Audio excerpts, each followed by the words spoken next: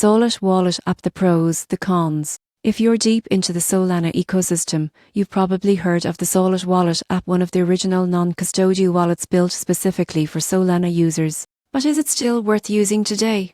The answer might surprise you. Let's start with the pros. Sollet was created by the team behind Project Serum and is designed to give users full control of their private keys. That means you own your assets completely, no centralized authority involved.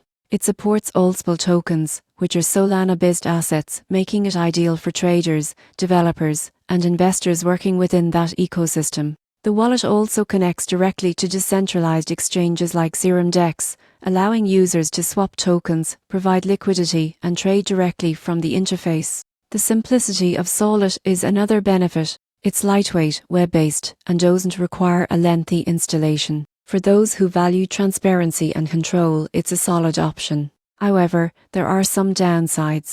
Because it's a browser-based wallet, Sollet isn't as user-friendly as newer mobile wallets like Phantom or Solfler. Its design feels a bit technical, which can be intimidating for beginners. Another drawback is the lack of active development. The Solana ecosystem has evolved rapidly, and while Sollet still works, it's no longer the go-to wallet it once was. Users may encounter bugs or slower updates compared to more modern options. Security-wise, it's non-custodial, which is great, but that also means you're fully responsible for safeguarding your recovery phrase. Lose it, and your assets are gone forever. In short, the Sollet Wallet app is a powerful tool for advanced users who want full control and a direct link to Solana's DeFi landscape. But for casual investors or those seeking convenience and modern design, other wallets may be a better fit. If you prioritize freedom and transparency, Sollet still holds its ground as a solid open source choice.